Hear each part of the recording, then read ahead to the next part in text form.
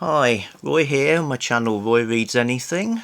Anything, including Rogue Herries, a historical novel by Hugh Walpole, a somewhat neglected author active in the early 20th century. So, a bunch of us wanted to read this and some other Walpole stuff as well, so we kind of packaged it up as a little event for anyone who wants to join in, called Rogue July, which is happening or has happened by the time this comes onto your screens, I suspect. So yeah, Rogue Herries. I had read some Hugh Walpole, but never his most famous book. What it is, it's the first of a 4-volume sequence where he set out to write the history of a family over a 200-year period. And there's a couple of prequel novels as well. Rogue Herries, what did I think of it? I liked it. I don't know why you're looking at me like that. Yeah, I'm not the only. Yeah, wasn't universally adored within this house, but I enjoyed it. I felt it was it was strange, savage, and beautiful. So here's what happens. There's a man, Herries, who takes his family to live in a remote part of the Lake District, and this is in the 18th century, where remote parts of the Lake District were wild, savage indeed.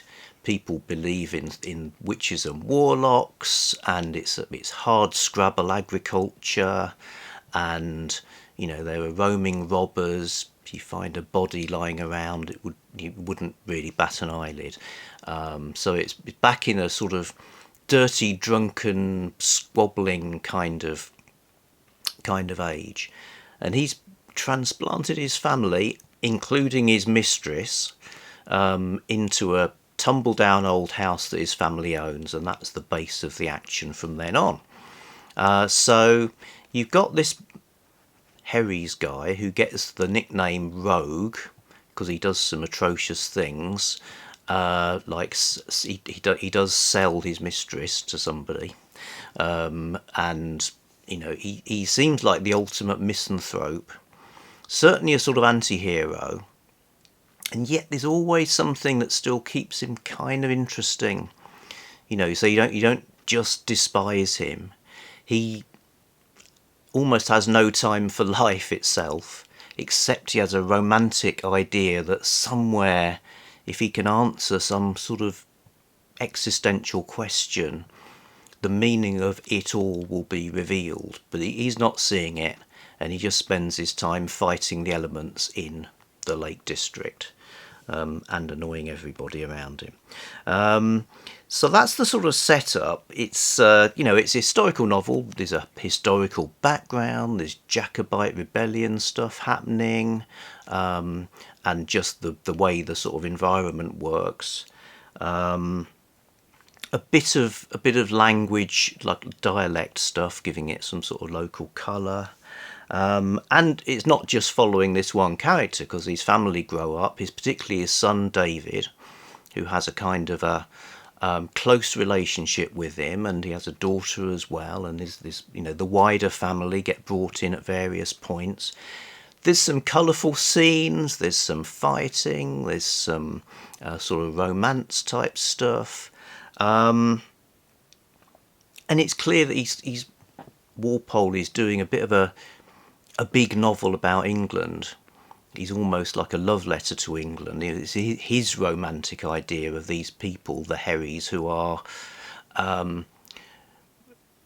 if leaving aside Rogue as a kind of outlier, but in general the family with their kind of sort of flaws and virtues are his sort of vision, I suppose, of a kind of sort of backbone of England kind of bunch of people. And about 2/3 of the way through, Mirabelle Starr arrives on the scene. So that's a young woman. And probably not too much of a spoiler to say that the now aging Rogue Herries is in love with this young kind of vagrant woman, and that leads to leads to all sorts of stuff happening. And we've also had the story of his son as well as developing through the thing. So I really liked it. I think it's certainly a novel of place. You know, Walpole actually lived in the Lake District as well, so he's doing a lot to sort of bring that environment to life. So the place is almost a character. You know, whereas you could probably take the plot and the human beings and tell a similar story in the American West or on Mars or on a hippie commune. The Herries is the place. It's Cumberland as it was then. Is really important as this kind of just about beginning to be tamed kind of wilderness. So yeah, all I can do is give it a thumbs up, really. So yes, if you want to read really interesting and kind of skewed and not your standard, certainly not your standard romance, but probably not your standard historical either. Jennie says,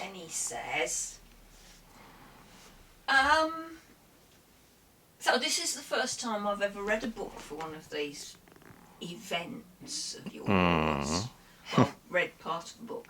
I got about a quarter of the way through it, and I was to start with, I was quite enjoying it. And there were things about the way he writes descriptively that I really loved to start with, where you'd get those great long paragraphs describing a scene in a pub or at a fair or a Christmas party or whatever, and he'd just give you these endless streams of, and this was happening and that was, and it'd be all virtually all one sentence. And the first few times I encountered that, I thought, that was brilliant. And then he does it again and again and again and again and again. And I just think, oh, for God's sake, bloke, cut to the chase, will ya? And I found rogue Herries to be totally reprehensible and have no redeeming qualities whatsoever. And was desperately in need of a damn good slapping. He's a monster. He is a monster. The lad, David,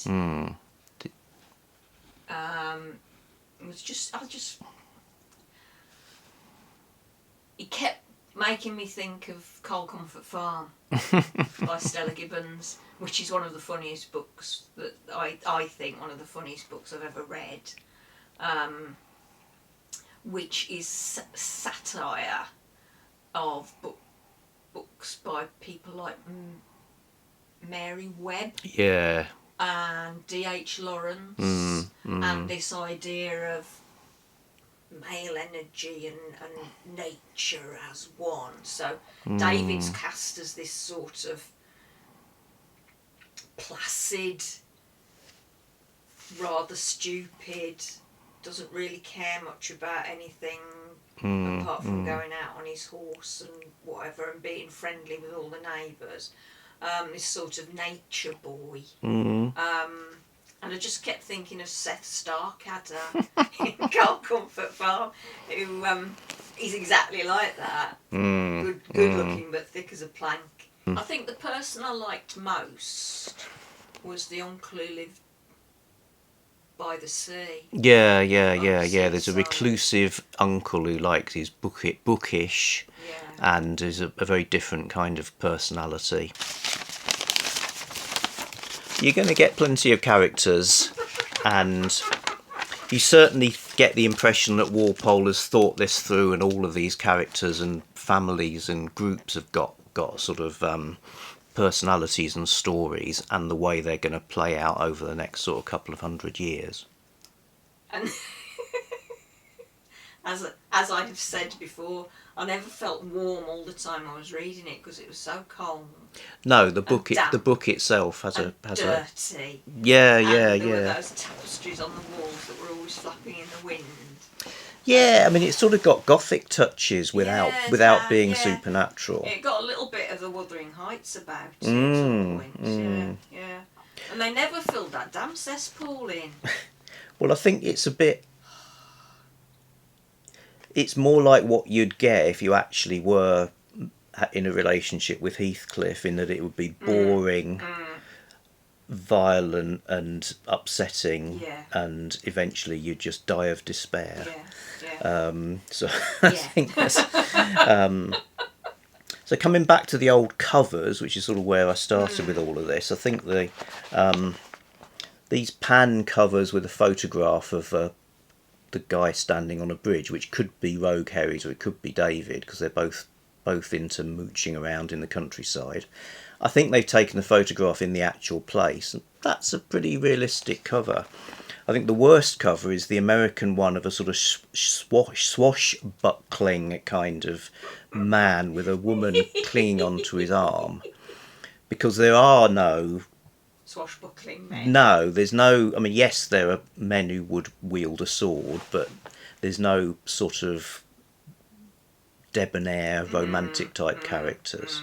And the women either, whatever they're like, they're not the clinging onto arm types either, really. And then also cover wise, I think these ones where it makes Mirabelle Starr look a bit like romantic sort of romantic lead, I think they're a bit misleading as well. So the first time the rest of the family meet her after Rogue has actually buried her, she like jumps up defensively, and she's described as being of bitter thinness, tall, small white face like a mask set with fierce hostile eyes. So she's not like this kind of off the shoulder dress sort of woman, I don't think.